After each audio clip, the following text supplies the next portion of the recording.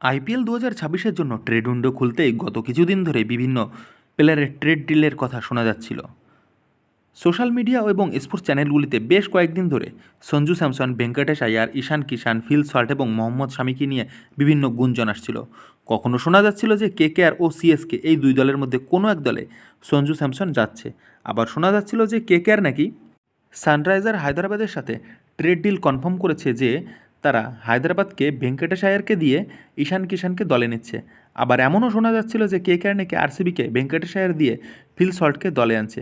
কিন্তু এখনও পর্যন্ত এই নিউজগুলো কতটা সত্যি তা নিয়ে কথা হচ্ছে। আর এবছরে আমরা গত সিজনের চ্যাম্পিয়ন কেকেআরের ব্যাটিং পারফরমেন্স দেখেছি, যেটা ছিল সবচেয়ে বিশ্রী।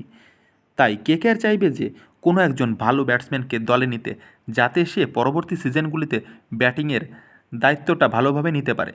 আর এর মধ্যেই একটা ছবি সোশ্যাল মিডিয়াতে খুব ঘোরাফেরা করছে, যা থেকে সবাই একটু অবাক হয়েছে।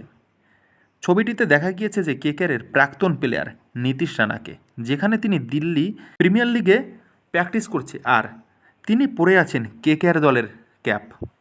আর সেটা দেখেই অনেকে অনুমান করছেন যে তিনি কি তবে আবার কেকেআরে ফিরছেন, কারণ তিনি তো কেকেআরের ক্যাপই পরে রয়েছেন। কারণ 2025-এর মেগা নিলাম থেকে রাজস্থান রয়্যালস তাকে দলে নিয়েছিল, কিন্তু তিনি এখন কেকেআরের টুপি পরে প্র্যাকটিস করছেন কেন, সেটা নিয়ে অনেক জল্পনা চলছে। আমরা জানি যে কেকেআরের একজন ভালো ব্যাটসম্যান প্রয়োজন, আর নীতিশ দায়িত্ব নিয়ে ভালো ব্যাটিং করতেও সমর্থ, ফলে তিনি ট্রেড হয়ে কেকেআরে ফিরতে চলেছেন। নীতিশ অবশ্য এর আগে 2018 থেকে 2024 পর্যন্ত 7 বছর ধরে দীর্ঘ সময় কেকেআর দলের অন্যতম সদস্য ছিলেন এবং তিনি কেকেআরের ব্যাটিং খুব ভালোভাবে সামলেছিলেন। তাকে কেকেআর কখনো টপ অর্ডার, আবার কখনো মিডল অর্ডারেও খেলিয়েছে, যেখানে তিনি ভালো পারফরমেন্সও করেছিলেন। তাছাড়া তিনি 2023-এ কেকেআরের ক্যাপ্টেনও ছিলেন, যেখানে তার ক্যাপ্টেন্সিও নজর কেড়েছিল সবার।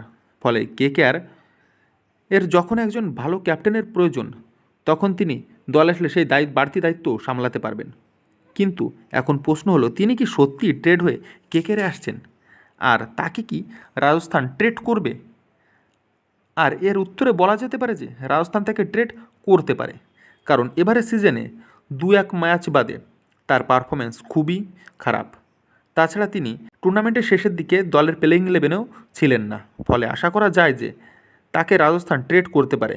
আর এটাও শোনা যাচ্ছিল যে রাজস্থানের দলে ভালো বিদেশি টপ অর্ডার ব্যাটসম্যান নেই, তাই তারা নাকি কুইন্টন ডিকককে দলে নিতে আগ্রহ দেখাচ্ছে।